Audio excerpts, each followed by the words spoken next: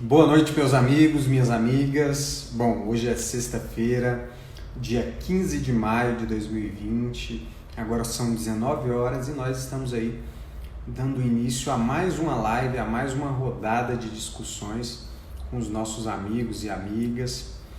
E hoje o nosso convidado é o amigo Iago Lopes. Nós já vamos aguardando a conexão para a gente poder começar a nossa live de hoje.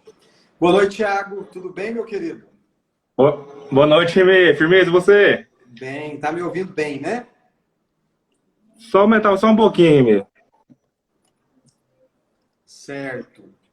E aí, Tá como é tá que um pouco distante, mas tá assim. tá? Vou aumentar aqui um pouco, ótimo. Bom, e aí, me conta como é que tá esses dias aí de quarentena, de distanciamento social, como é que você e sua família têm enfrentado esse clima tenso, né? Essa pandemia. A gente sempre começa com essa pergunta. Conta pra gente um pouco sobre isso. Então, Remy, tá bem complicadinho, né? Porque mudar toda uma rotina, mudar toda uma vida, todo um processo que a gente estava acostumado. E a partir desse momento a gente tá todo mundo passando a conviver junto mais. Tipo assim, coisa que não era costume do dia a dia. Porém, tá sendo interessante. Por mais que seja, às vezes, um pouco desgastante, tá bem legal. É verdade. Isso tem feito com que as pessoas, né, sobretudo as famílias, se aproximem mais, né? Porque tem imposto às Isso. pessoas uma nova rotina, né? Uma nova realidade. É, Isso é um aspecto interessante e até positivo, né? Se é que a gente pode falar de aspecto positivo dessa crise toda de saúde é pública. complicado. É verdade. Mas, bom, hoje o nosso tema é a falta de incentivo à pesquisa em Anápolis e no Brasil e a luta contra o Covid-19. O Iago Uhum. Lopes, que é o nosso convidado, nosso amigo participante de hoje, ele é bacharel em Química e é pós-graduando em Ciências Moleculares, né? Não é isso, Iago? Antes de você falar, eu só quero Isso. cumprimentar aqui e saudar os amigos que estão nos acompanhando. Sejam todos muito bem-vindos e bem-vindas. A Nádia Beatriz está aqui mandando um salve, Iago e Remake live de peso. A Nádia, que é uma A grande Nádia que é fera. fera, isso. Bem-vinda, Nádia, obrigado pela referência.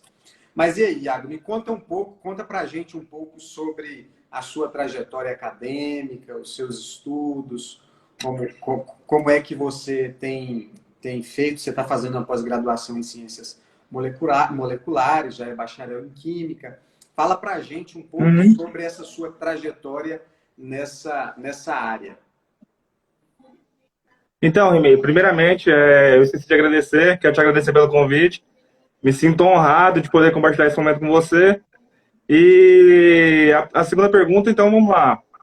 Eu me graduei em Química Industrial, foi bem puxadinho, porque para a galera de periferia, entrar na faculdade pública, sem ter uma noção de como é difícil, sem ter uma noção de como é complexo um curso superior numa faculdade pública, consegui terminar o curso, graças a Deus, graças a muita luta. E em 2018 agora, 2018, depois do meio do ano, barra 2, eu entrei no mestrado de Ciências Moleculares. E tem um Ah, ano então é e... mestrado, não é Oh, pós-graduação, é mestrado. mestrado. Ótimo. Aí eu entrei no mestrado lá de Química. Era para mim estar quase terminando agora, porém com essa bagunça toda, com essa complexidade do momento que a gente vive nessa pandemia, provavelmente vai adiar um pouquinho. Certo. É, você falou aí a realidade que é de muitos brasileiros, né? Que é essa questão aí do acesso ao ensino público, né? E ao ensino gratuito e de qualidade.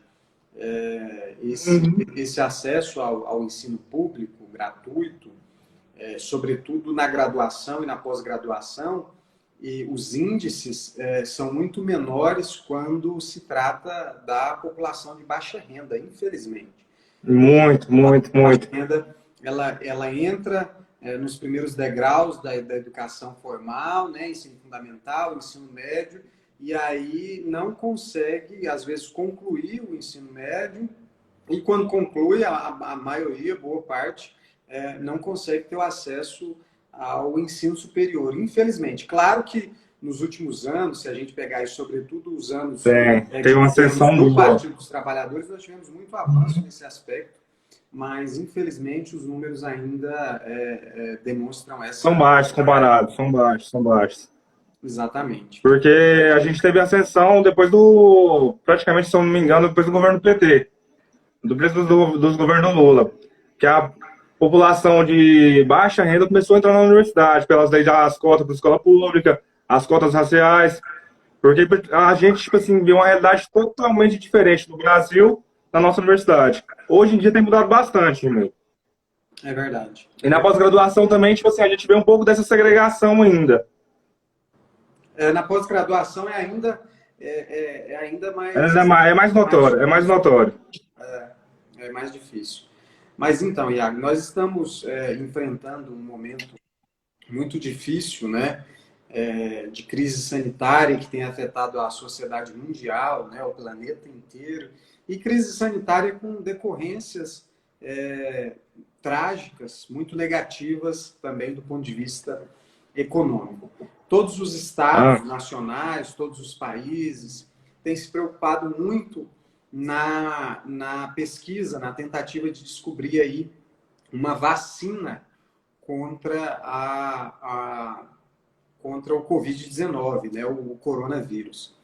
E é claro que uma vacina não se desenvolve do dia para a noite, mas com certeza aqueles países, aquelas universidades e instituições que já têm pesquisas, que já têm estruturas, que já têm um corpo, recursos humanos preparados e atuantes, têm mais facilidade e tem mais procedência para desenvolver aí qualquer vacina nesse sentido de combater o coronavírus. Infelizmente, a realidade que nós estamos vivendo no Brasil, sobretudo nos últimos anos aí do governo de Michel Temer e do governo de Jair Bolsonaro, tem sido de cortes no orçamento público, sobretudo no orçamento público para a educação e para a pesquisa, né, para o incentivo aí às bolsas, ao desenvolvimento científico, tecnológico, enfim. E isso impacta em diversas áreas e com certeza impacta agora. O Brasil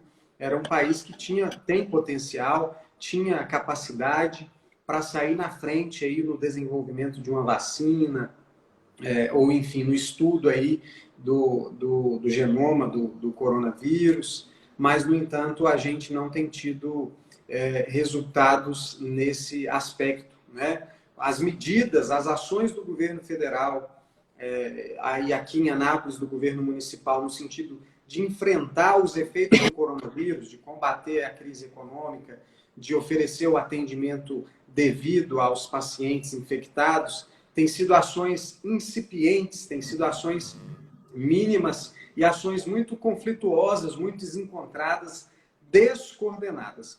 Quer dirá, então, a atuação do governo federal e dos governos locais no sentido de uma pesquisa, né? Se não tem, às vezes, o preparo e a coordenação mínima governamental para o oferecimento do atendimento público de saúde, imagine para uma estrutura aí de pesquisa nessa área. Então, é muito preocupante essa situação, e você, como um estudioso dessa temática aí, nesse aspecto, pode aí nos dar uma contribuição nesse sentido, falar um pouco para a gente e para os amigos que estão nos acompanhando. A live vai ficar aí disponível por 24 horas, muita gente vai entrar depois.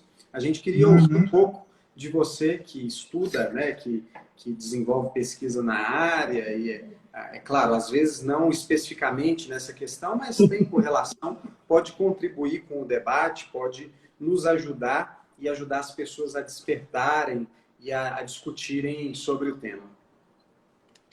Então, Rimei, tipo assim, a minha área de pesquisa é um pouco totalmente diferente.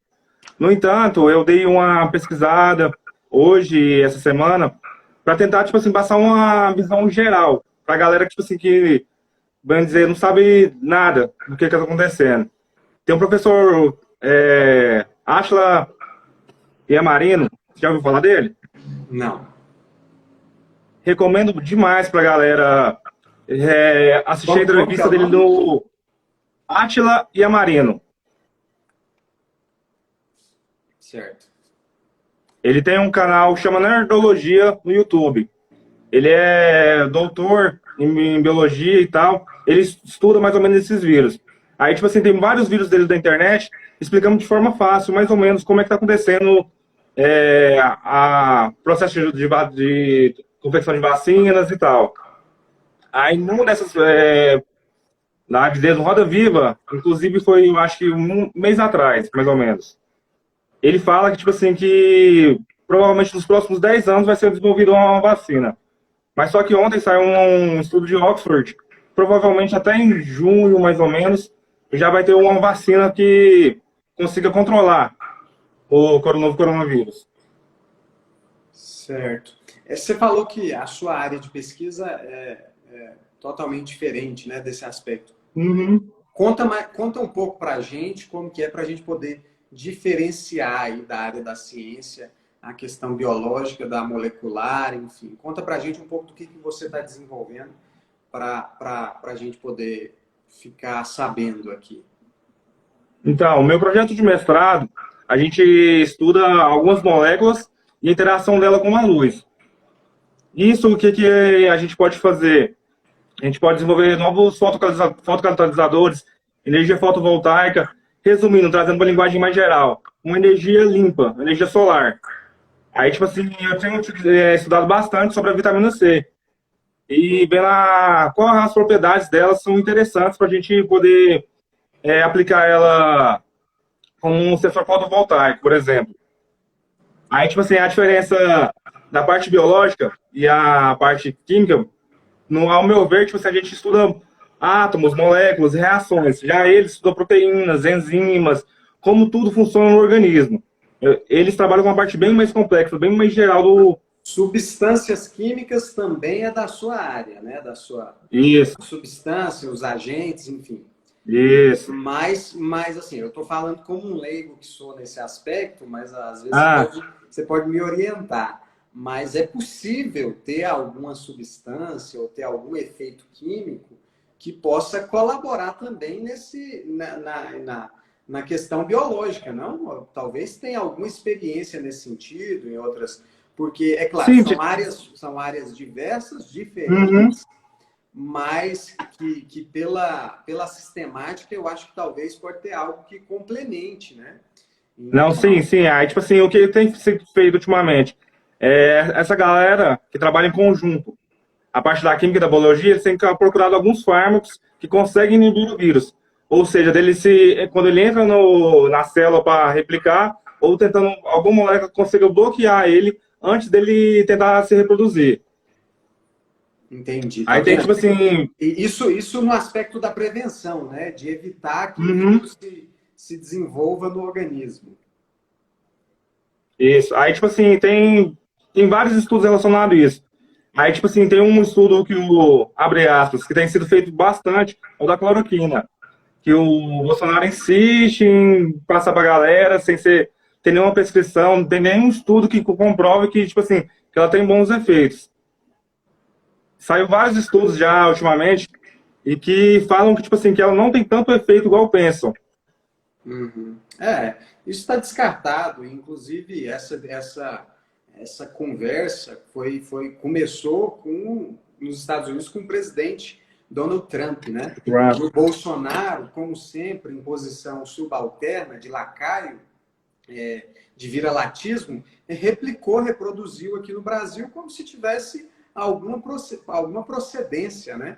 E não tem procedência nenhuma. As pesquisas os estudos já demonstraram Já isso. tudo demonstra que, tipo assim, não tem essa eficácia. Porque para ele, tipo assim, ele é o doutor cloroquina, no caso. Ele pensa que esse remédio vai salvar milhões de brasileiros, mas só que não. Estudos científicos de respeito, de respaldo, comprovam. E tiveram vários ensaios, vários, tipo assim, testes, que comprovam que ela não é tão efetiva. Isso, exatamente. O Arley está aqui mandando uma contribuição. Adia o Enem. Hoje é um dia de manifestação e O movimento está rolando, de né? movimento pelo Adia o Enem. E nós, enquanto militantes do Partido dos Trabalhadores e de oposição ao governo Bolsonaro, nós aderimos também ao Adia Enem justamente porque a gente sabe, a gente entende que não tem condições dos estudantes fazerem a prova do Enem em meio a essa crise sanitária. Muito porque não é nem pelas questões da prova, do dia, de aglomeração, que isso já é um fator determinante que importa. Mas o fator mais importante para nós, e que justifica a gente aderir ao Adia Enem, é o fato de que os estudantes que serão mais prejudicados são os estudantes de escola pública e os estudantes de baixa renda, que nesse período estão com as aulas suspensas, sem previsão de retorno e sem condições adequadas de estudarem, de se prepararem para o Enem. Enfim, a gente está fazendo esse adendo aqui, porque foi um comentário do Arlen na nossa live, apesar de não ser o tema hoje, mas eu quero sugerir aí para quem está nos acompanhando, que quem quiser deixar comentário, pergunta, sugestão, Pode mandar. podem ficar à vontade, né, Iago? Iago, e você sabe me dizer se tem, por acaso, algum estudo que envolve pesquisadores da área da biologia e da química no sentido de combater o coronavírus? Você tem conhecimento de alguma coisa assim? Na área da biologia e da química? Então, Ribeiro, tipo assim, na grande área, até, se eu não me engano, acho que ontem, juntaram 13 países e esses 13 países estão compartilhando informações. Aí tem sim um desenvolvimento, igual eu te falei, Oxford soltou uma reportagem ontem que provavelmente até em junho eles estão, tipo assim, em fase de teste, tipo assim, têm apresentado bons resultados e provavelmente até em junho, segundo o Oxford, vai rolar essa nova vacina.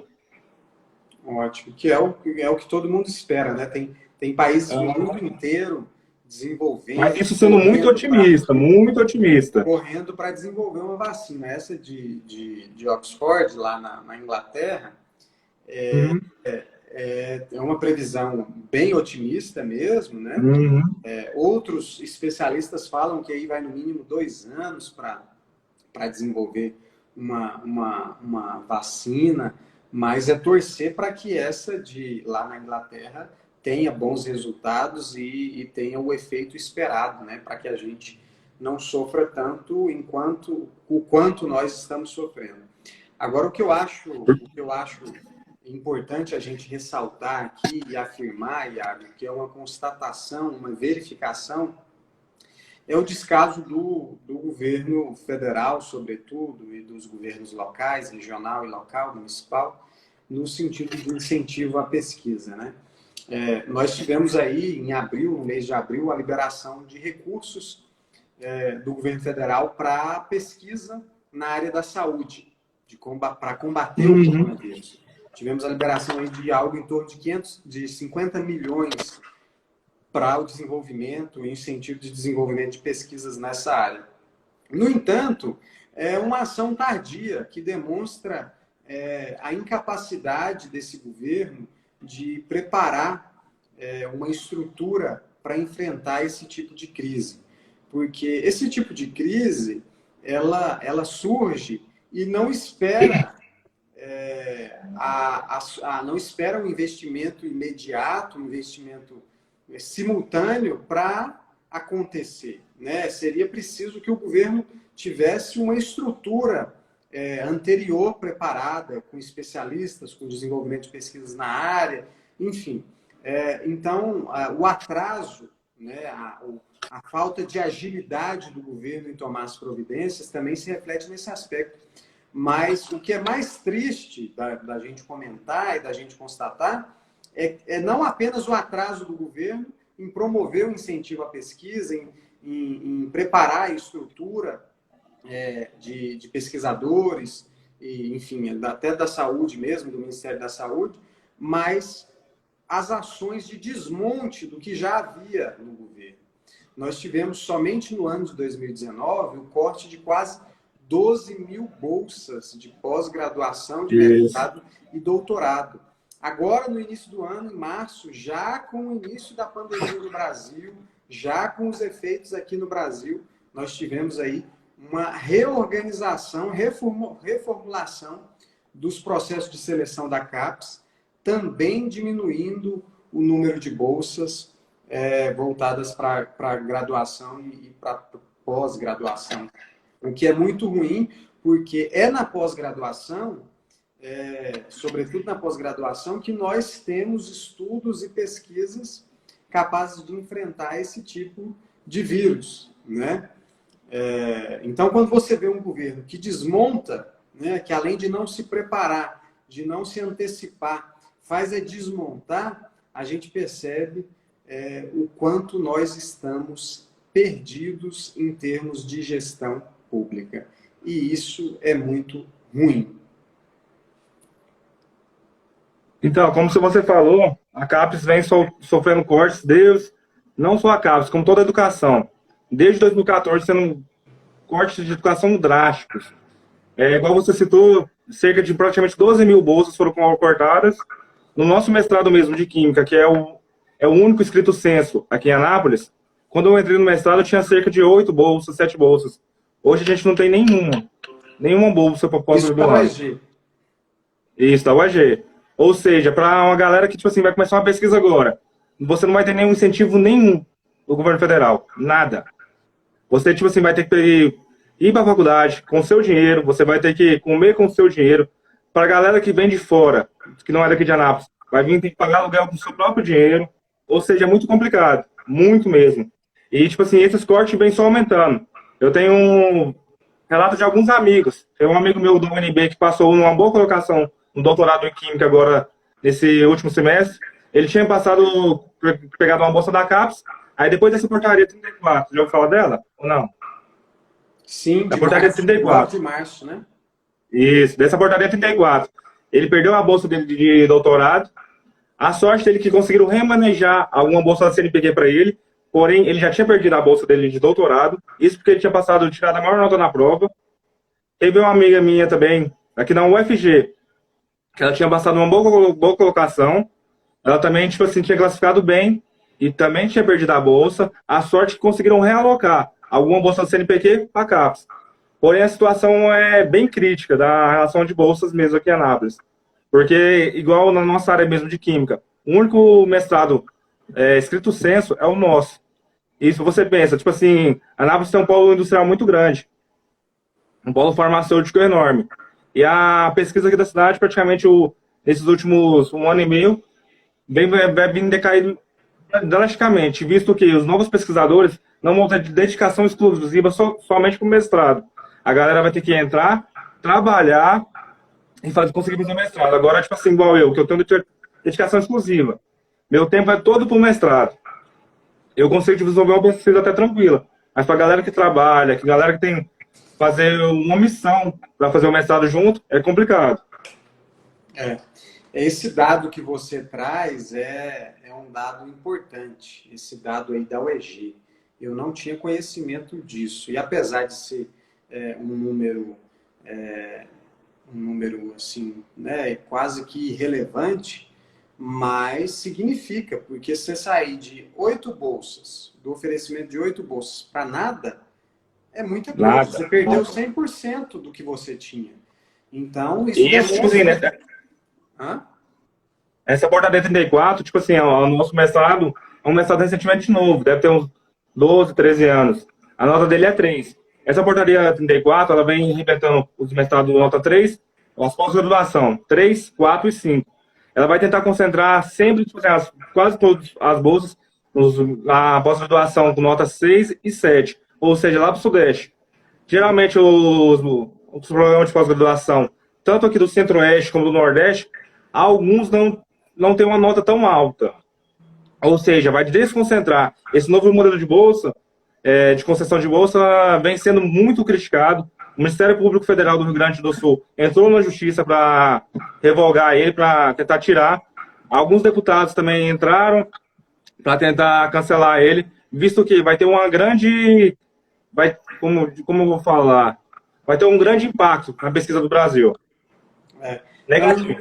E, inclusive, a Assembleia Legislativa do Estado de Goiás, através de uma manifestação e uma provocação do Antônio Gomide, deputado estadual, enviou uma moção de repúdio ao presidente da República e ao ministro da Educação em relação a essa portaria aí, né? Porque só aqui na UFG, em torno de 280 bolsas vão ser perdidas, né? Só na Universidade Federal de Goiás.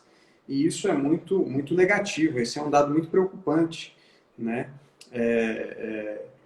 Em contraposição a isso, estudos demonstram, e os números demonstram, que 90% dos frutos gerados de Tem da pesquisa pós-graduação vem da pós-graduação e da pós-graduação pública, em universidades públicas. públicas. Ou seja, Isso. são as universidades públicas, as instituições públicas, que têm compromisso para com o desenvolvimento de pesquisas científicas, biológicas, químicas, enfim, para o enfrentamento, por exemplo, Todas as áreas, independente de qualquer área, todas as áreas são importantes.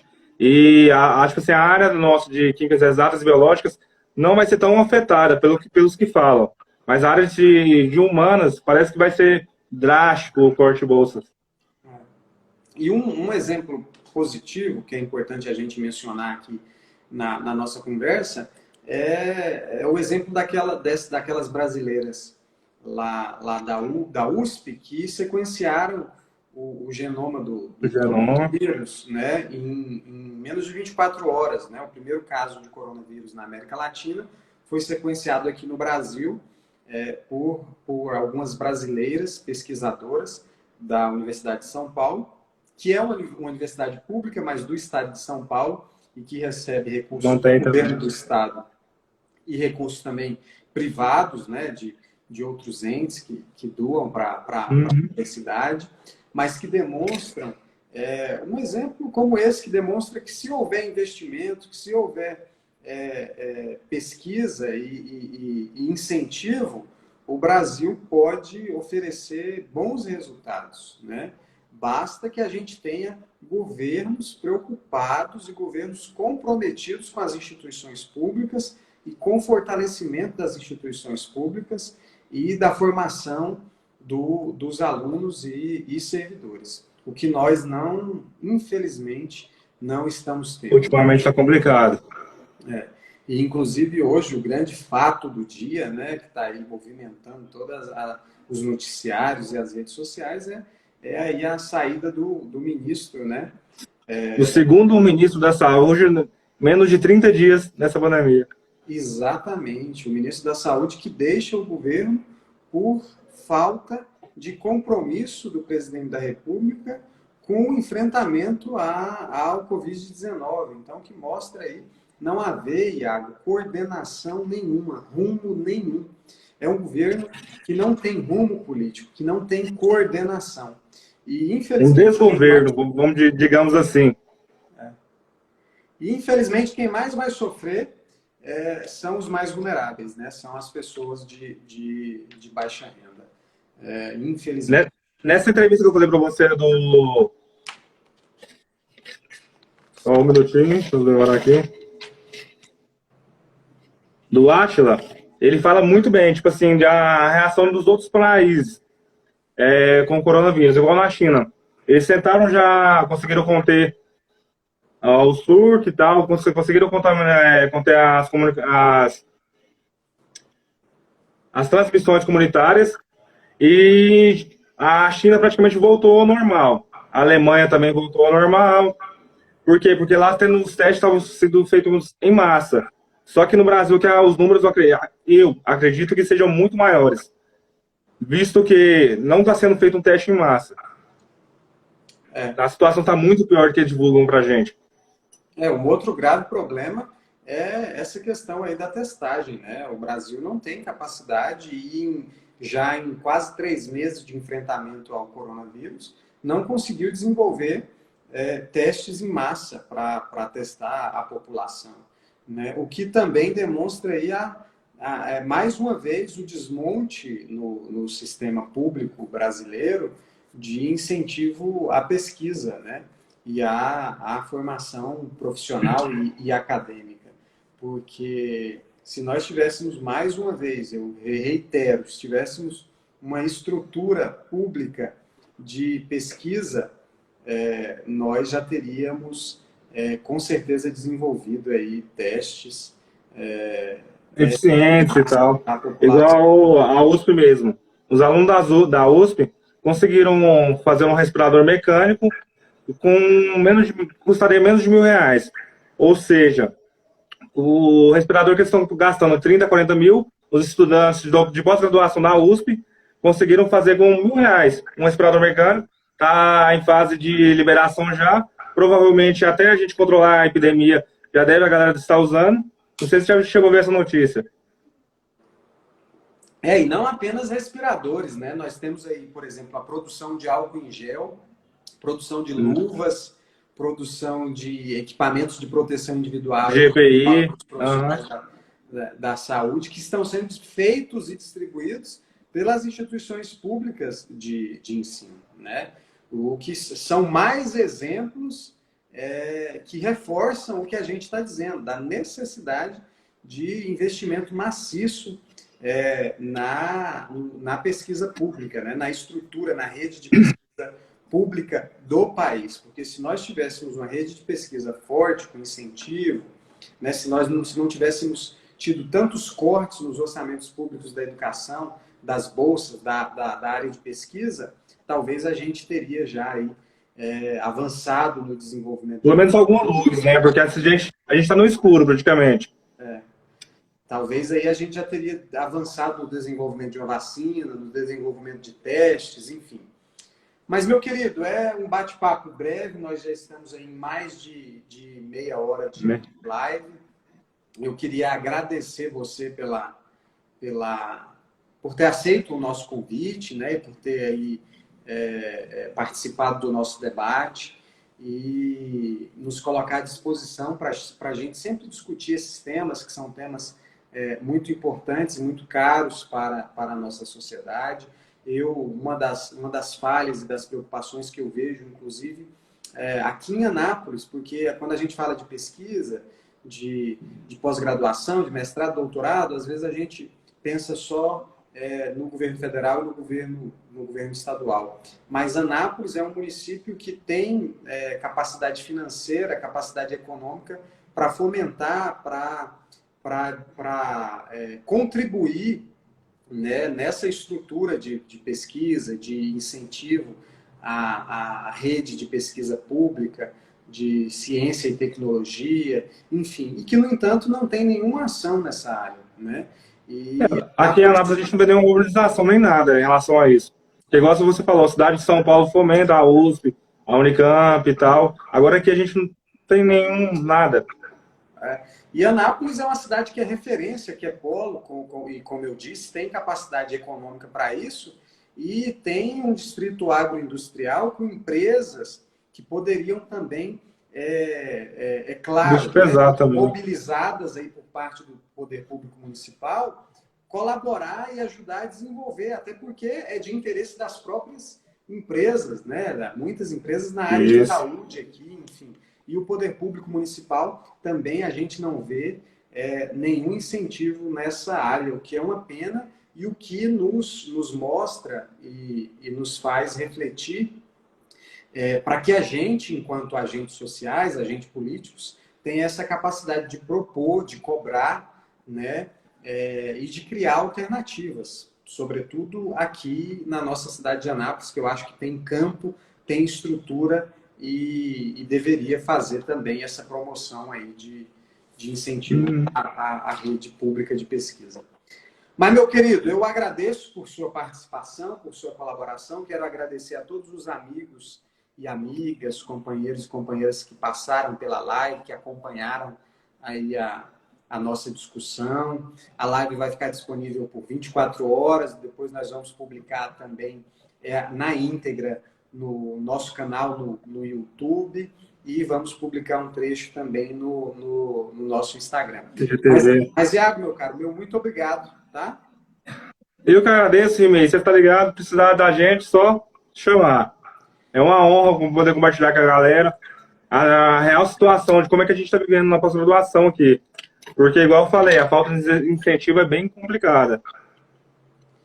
É isso, meu querido. Parabéns, parabéns pelo esforço, pela dedicação, parabéns pelos estudos aí, né? Eu acho que você também é um exemplo muito positivo nesse aspecto e por isso a importância de fazer esse debate com a gente hoje. Então, eu agradeço, parabéns e continue na luta. Um abraço, tá? Bom final de semana para você Abraço, e para e-mail. vocês que Obrigadão. nos acompanharam. Um abraço. Tchau, tchau.